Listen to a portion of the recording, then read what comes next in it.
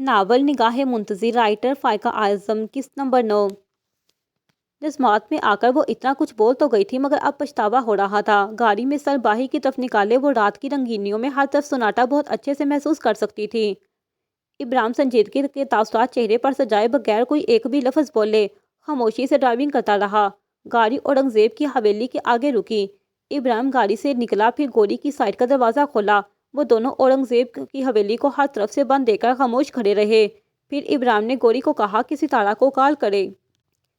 रात के 3 बज रहे थे और सितारा जाए नमाज पर बैठी तहज्जुद पढ़ रही थी।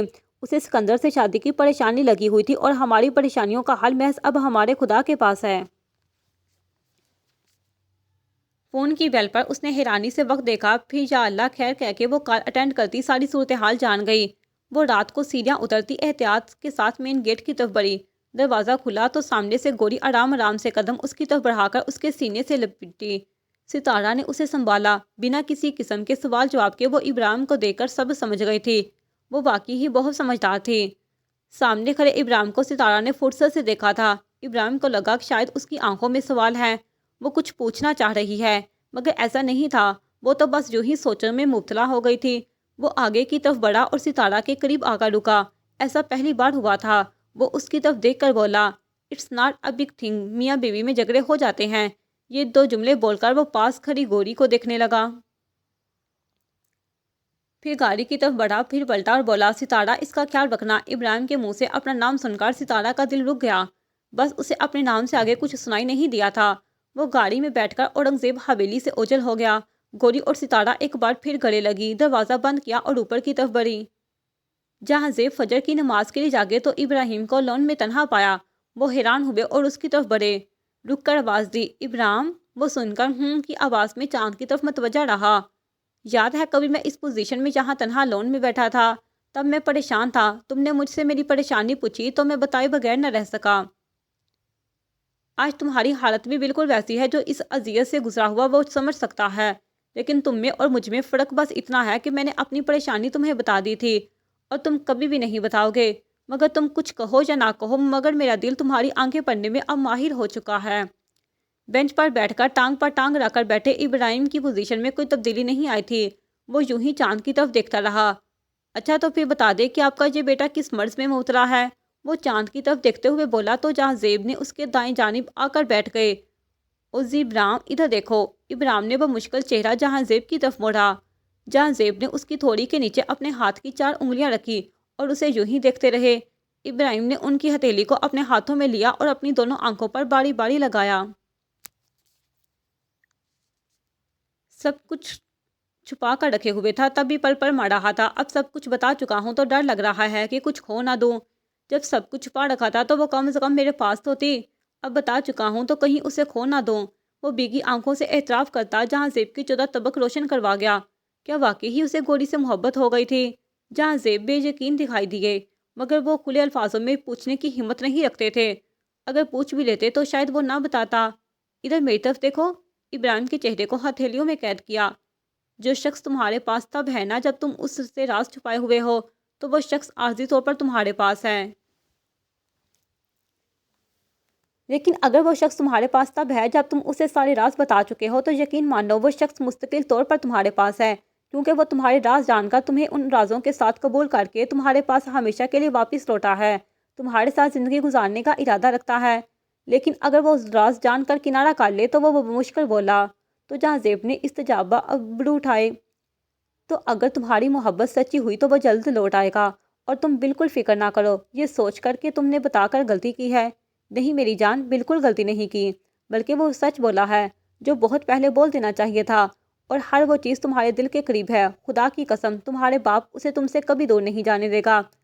उस दुनिया में जहाँ ज़ेब ने बस 2 ही लोगों से इश्क किया है और जहाँ ज़ेब इश्क निभाना बहुत अच्छे से जानता है। इब्राहिम ने जहाँ ज़ेब के गले लगकर अपनी परेशानी हल्की की। वो जानता था कि दूसरा इश्क कौन है, लेकिन अब वो क्या कर सकता था। क्या हुआ है आमना, कुछ ढूंढ रही हो क्या? आमना एक फ़ाइल की जांच में मसरूफ़ थी। अब उसका फिर कुछ गुम हो गया था। यार तुम हर चीज़ भूल जाती हो। हमाद वाकई में ही हैरान हुआ था। मतलब डॉक्यूमेंट्स भूलने वाली चीज़ है भला? खैर अब छोड़ो, डाइनिंग टेबल पर नाश्ता लग गया है तो चलें। وہ حمایت کی بات پر فائل رکھتی اس کے ساتھ چل پڑی۔ ڈائننگ ٹیبل پر میرب اور گوری کے سوا سب موجود تھے۔ گڈ مارننگ، حماد نے چوری چوری ابراہیم کو تاکتے ہوئے بلند آواز میں صبح بخیر کہا، جبکہ ابراہیم کی نظر ڈائننگ ٹیبل پر پڑی پلیٹ پر پڑی تھی۔ آج اسے کچھ بھی اچھا نہیں لگ رہا تھا۔ آج آفس سے بھی چھٹی تھی۔ پتہ نہیں سارا دن کیسے گزرنا تھا۔ گوری بھابھی کہاں ہیں؟ حماد نے نامحسوس انداز میں سوال کیا تو ابراہیم نے گھور کر اسے دیکھا۔ میکے گئی ہے، جہاں زیب نے سنجیدہ سا جواب دیا۔ او، اسی لیے بھائی کا چہرہ اترا ہوا ہے۔ مس کر رہے ہیں مگر بتائیں گے نہیں؟ ہمیں خود ہی اندازہ لگانا پڑے گا۔ یہ بوجھنے بجانے والی محبت ہے نا، اس لیے۔ حماد نے ہنستے ہوئے جوس گلاس میں ڈالا تھا۔ کیا کرے، ہماری بھابھی ہے ہی ایسی۔ کیوں ابراہیم بھائی؟ حماد کے پوچھنے پر ابراہیم نے آمنہ کی موجودگی میں اس کی عزت رکھ کر کہا، ہاں بالکل ایسا ہی ہے۔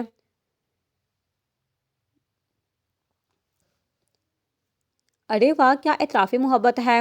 ویسے میں سوچ رہا تھا بھابھی جتنی بھی خوبصورت ہوں، شارٹ اپ ابراہیم کبھی نہیں کہیں گے۔ حماد نے کہہ کر مسکراہٹ دبائی تھی۔ اشارہ کل والی لڑائی پر تھا۔ رات کو گوری کی پوزیشن دیکھ کر وہ سمجھ گیا تھا کہ جھگڑا ہوا ہے، مگر ابراہیم کی خاموشی بھی اسے ہضم نہیں ہو رہی تھی۔ ابراہیم نے مسکراہٹ دے کر سر اوپر نیچے ہلایا۔ اگر کہہ بھی دے تو؟ ابراہیم بولتے ہوئے رکا، جہاں زیب سمیت ڈائننگ ٹیبل پر موجود ہر کوئی ابراہیم کی بات مکمل سننے کے لیے اس کے چہرے کو دیکھ رہے تھے۔ اگر کہہ بھی دے تو میں اوکے جانوں کبھی نہیں کہوں گا۔ ابراہیم نے بات مکمل کی تو سب بدمزہ ہوا۔ ان میں حماد نمبر 1 پر تھا۔ جیسے ہی آمنہ اٹھ کر گئی، حماد نے کہا، ویسے بھائی چپ کرو، تمہاری بیوی کے سامنے تمہارا لحاظ کر رہا ہوں تو تم سر پر ہی چڑھے جا رہے ہو۔ اوہو، سن تو لے، حماد نے ایک اور بات کرنی تھی۔ نہیں سننی مجھے۔ اور جہانگیر، تم اس کے ہنی مون کا انتظام کرو، بلا ٹلے سر سے۔ ابراہیم کانٹے پلیٹ میں پھینکتے ہوئے اکتاہٹ سے کہا تھا۔ واہ، ویسے غصے میں بھی بات میرے فائدے کی ہی ہے آپ نے۔ حماد نے شرماتے ہوئے ماتھے سے بال انگلیوں سے پیچھے کیے تھے۔ ابراہیم اف کرتا وہاں سے چلا گیا۔ جہاں زیب نے سب گھر والوں کو انفارم کیے بغیر زباب اور عریض کو نیا فلیٹ لے کر دیا تھا، جہاں زیب اس وقت زباب کے ساتھ بیٹھے تھے۔ عریض نوکری کی تلاش میں نکلا ہوا تھا۔ کیا آپ نے ابراہیم کو بتایا ہے بابا؟ نہیں، وہ اپنے معاملات میں بہت الجھا ہوا ہے فی الحال۔ وقت نکال کر تسلی سے بتاؤں گا۔ اور تم پریشان نہ ہو، نہ کوئی بات ہو، کسی چیز کی ضرورت ہو بس ایک کال کر دینا، اور میں جہانگیر سے بات کرتا ہوں عریض کی نوکری کے بارے میں، اور ایک میٹ کا بھی پتہ کیا ہے، شام تک آ جائے گی۔ تم نے بالکل بھی پریشان نہیں ہونا، اپنے اس بات پر بھروسہ کرنا ہے بس، ٹھیک ہے نا؟ وہ اس کا ماتھا چوم کر اس کے سر پر اپنے کندھے پر رکھ گئے۔ زباب نے ساری تلخ یادوں کو اپنے باپ کے ساتھ بولنے کی کوشش کی تھی، لیکن ایک ڈر ابھی بھی اس کے دل میں موجود تھا، ابراہیم کا ڈر۔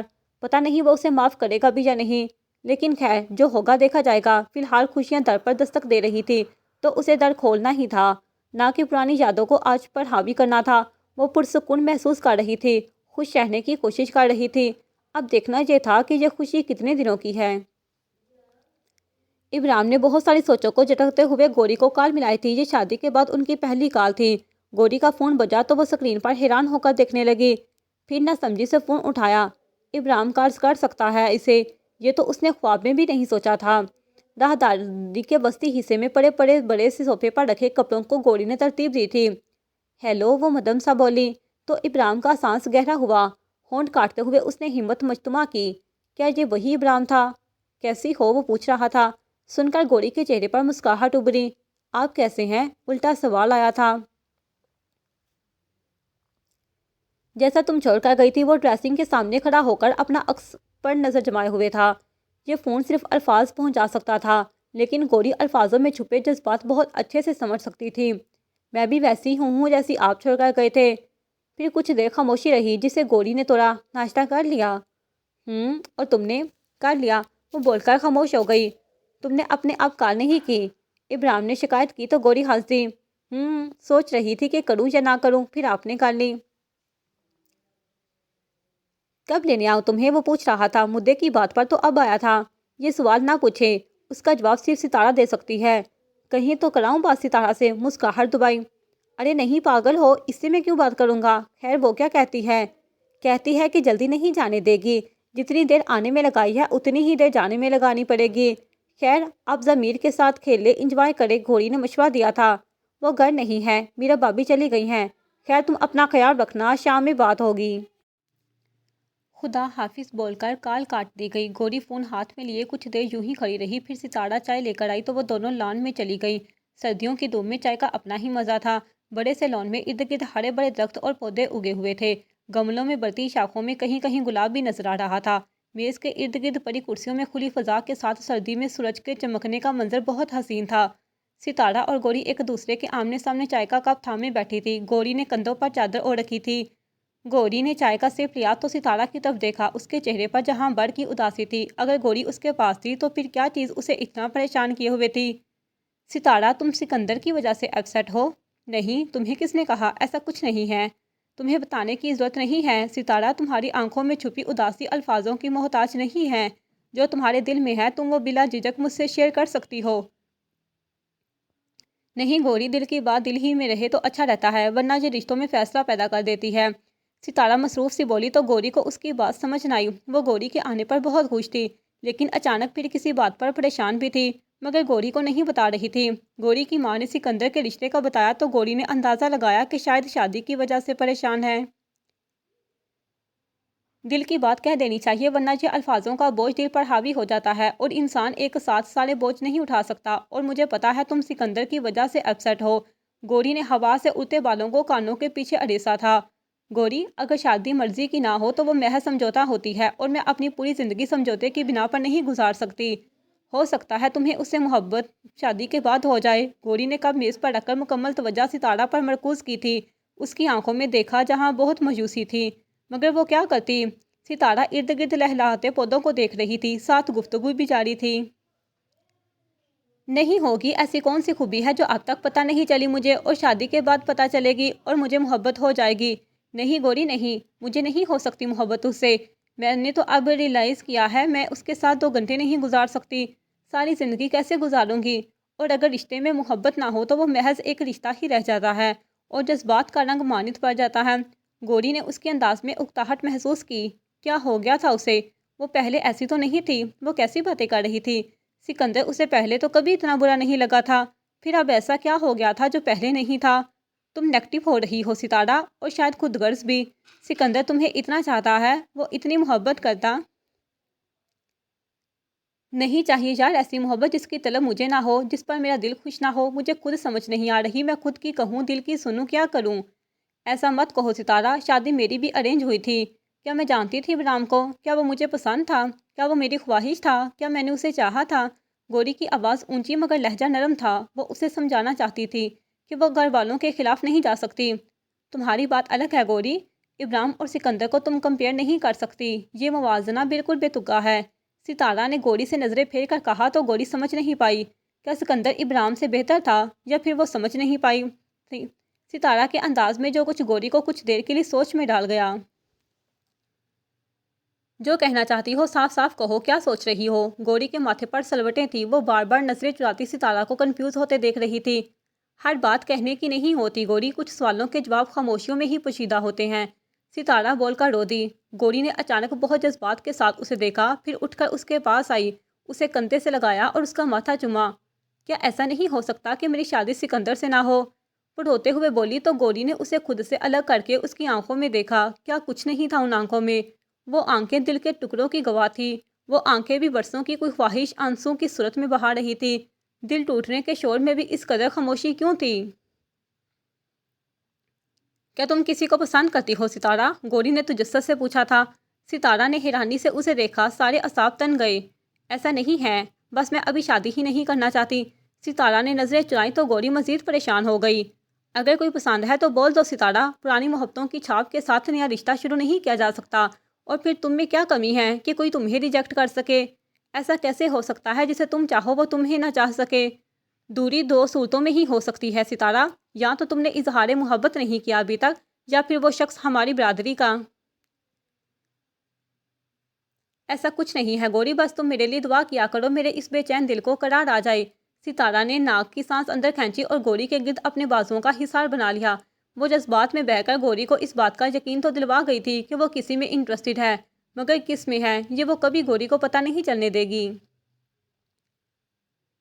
کیا میں یہ کہہ سکتا ہوں کہ گھر میں گوری کی غیر موجودگی کی وجہ سے تمہارا دل بے چین تھا، اور تم وہ بے چینی ختم کرنے کے لیے میرے غریب خانے پر تشریف لائے ہو؟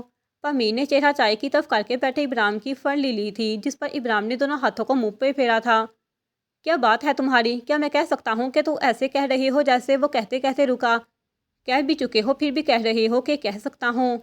کہ میں تو چکا ہوں، مگر تم سے تسلیم کروانا چاہتا ہوں کہ ایسا ہی ہے نا؟ ہاں بھائی ایسا ہی ہے۔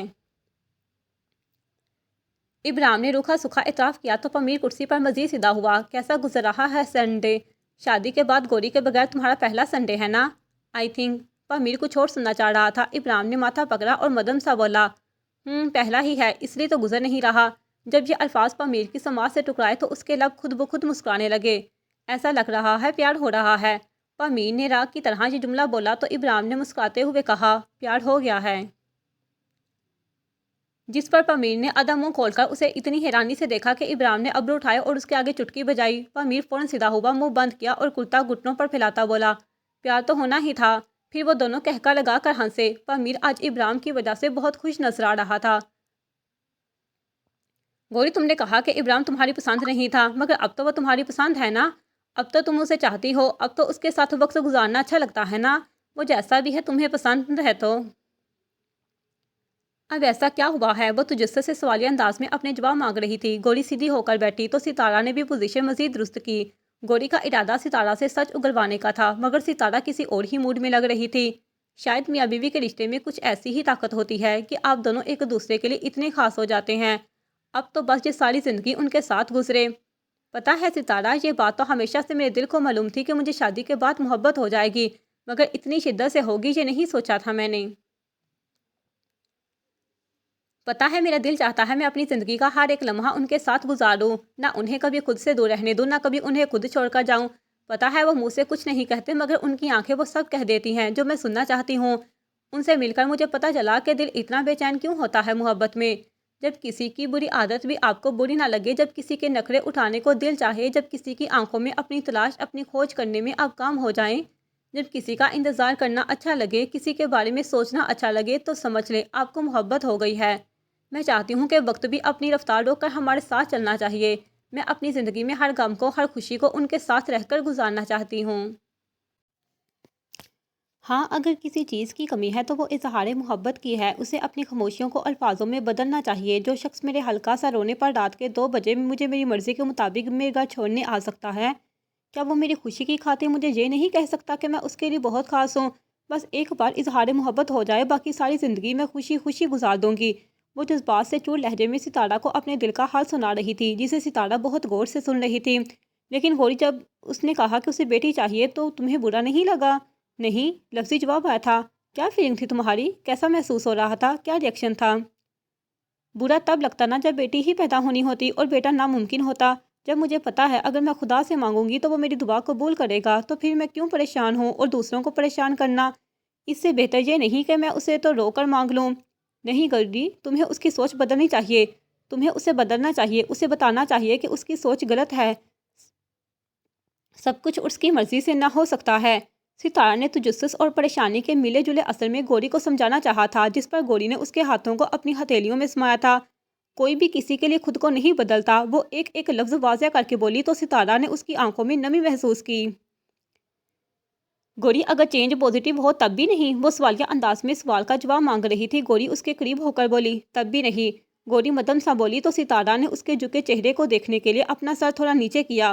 اگر تم مجھے آ کر یہ کہہ دو گی کہ تم اپنی زندگی میں بہت خوش ہو تو اس کا مطلب یہ نہیں کہ میں مان جاؤں گی کہ تم سچ کہہ رہی ہو۔ اچھا بس کرو ستارہ، لائٹ بند کر دو، نیند آ رہی ہے مجھے۔ گوری نے نظریں چرائی تو ستارہ نے اس کا دکھ محسوس کیا۔ ہاں، یہ سچ تھا کہ اسے ابراہیم سے محبت تھی، مگر یہ سچ نہیں تھا کہ وہ بیٹی والی ہر بات پر ہرٹ نہیں ہوئی۔ صبح ابراہیم نے اسے لینے آنا تھا، اس لیے یہی رات تھی اس کے پاس ستارہ کے ساتھ گزارنے کے لیے۔ میرے یونیورسٹی سے واپس آنے تک انتظار کرنا، مجھے مل کر جانا، ٹھیک ہے نا؟ ستارہ کا باتوں کا کوٹا پورا ہو چکا تھا، اس لیے لیمپ بند کرتے ہوئے اس نے گوری کو ہدایت کی تھی۔ گوری نے ہنس کر اچھا بابا بول دیا۔ ستارہ نے لیمپ کی ہلکی پھلکی سی روشنی میں گوری کی بند آنکھوں سے لے کر تھوڑی تک اس کے چہرے کو غور سے دیکھا تھا۔ کیا وہ بہت خوبصورت سے اس کے حسن کی وجہ سے محبت کرتا ہے؟ کیا اسے خوبصورتی اٹریکٹ کرتی ہے؟ دیکھنے میں تو ایسا نہیں لگتا، پھر آنکھوں سے پیار کیسے جتاتا ہوگا؟ گوری، تم کتنی لکی ہو۔ وہ دل ہی دل میں مختلف سوچوں کا ورد کرتی نیند کی وادیوں میں ڈوب چکی تھی۔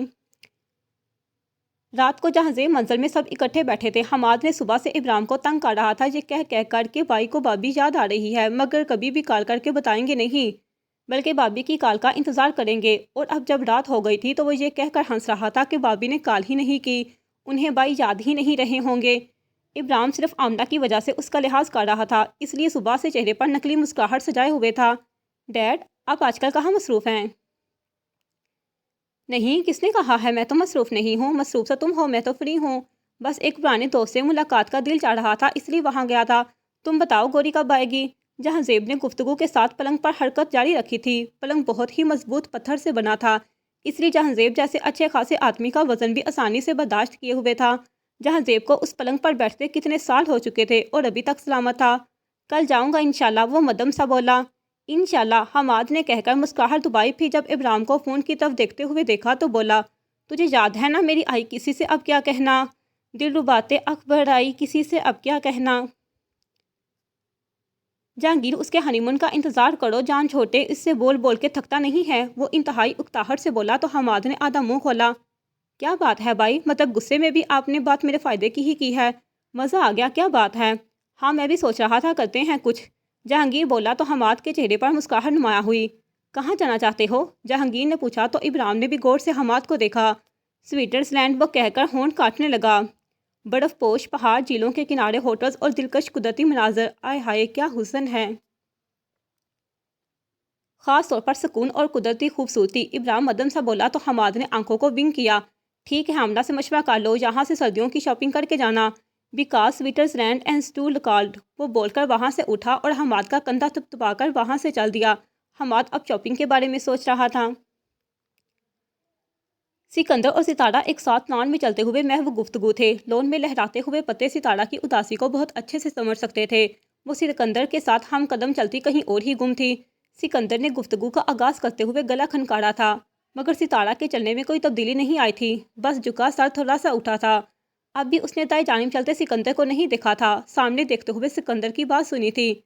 میں نے تو سوچا گوری کے آنے کی وجہ سے آپ بہت خوش ہوں گی، مگر اس حسین چہرے پر اداسی تو معمول سے بھی زیادہ ہے، کیا بات ہے، کچھ ہوا ہے کیا؟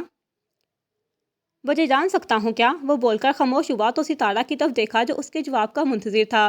جب دل اداس ہو تو باہر کی دنیا سے آنے والے لوگ چاہے کتنے ہی اہم کیوں نہ ہو، دل کو خوشی نہیں دے سکتے، کیونکہ سکون اور خوشی دل کے اندر سے ہی پیدا ہوتی ہے، شاید تم سمجھ سکو۔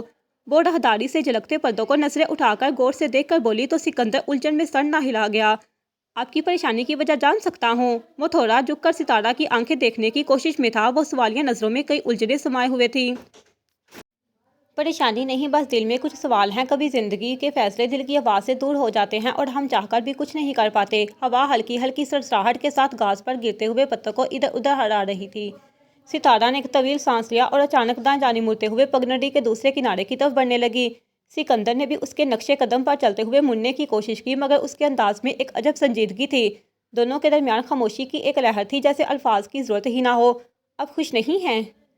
وہ انتہائی محتاط انداز میں بولا تو ستارہ نے اپنے ہاتھ سے اپنا کندھا مسلا۔ بات خوشی کی نہیں ہے، بات دل کی ہے سکندر، میں نہیں چاہتی ہے کہ ہم ایسا بندھن باندھیں جو وقت کے ساتھ ہمیں باندھنے کی بجائے توڑ دے، تم سمجھ رہے ہو نا؟ آپ کہنا چاہتی ہیں، وہ بمشکل بول پایا۔ جب ستارہ نے اس کے چہرے پر دیکھا تو کتنے گلے شکوے تھے۔ اچانک وہ اتنا پریشان دکھائی دیا کہ ستارہ کو موقع کی نفاست محسوس ہوئی تو وہ فوراً سنبھلی۔ وہ کیا بول گئی تھی خود بھی نہیں جانتی تھی۔ نہیں میں سکندر، میرا وہ مطلب نہیں تھا، میں اپنی اور تمہاری بات نہیں کر رہی، جینمن بات کر رہی ہوں۔ وہ صفائی دیتی نظریں چرا گئی۔ سکندر کے چہرے کے تاثرات کی جھلک اس کے دماغ میں ایسی سٹک ہوئی تھی کہ اچانک وہ خود اتنی پریشان ہو گئی۔ نہیں، لیکن آپ نے خود کہا کہ آپ ایسا کوئی رشتہ۔ بس کر دو سکندر، کب تم سے مخاطب ہوں، کب ذکر تمہارا ہے، کب تم سے تقاضا ہے، بس آویں ہی اپنے تھوڑے شیئر کیے ہیں تمہارے ساتھ، اور کوئی بات نہیں ہے، اور اگر برا لگا ہے تو بتا دو، آئندہ نہیں کروں گی۔ اب وہ دوبارہ سیدھے راستے پر تھے۔ لان کے درمیان سے گزرتے ہوئے ستارہ کے قدموں کے نیچے گرمداز گب رہی تھی۔ سکندر کے چہرے کے تاثرات متفق نہ ہونے کی نشاندہی کر رہے تھے۔ ستارہ نے بھی اندر ہی اندر اپنے آپ کو کوسا تھا، کیا ضرورت تھی سکندر سے بلا وجہ یہ بات کہنے کی؟ وہ دل ہی دل میں پچھتا رہی تھی، مگر اب کوئی فائدہ نہیں تھا۔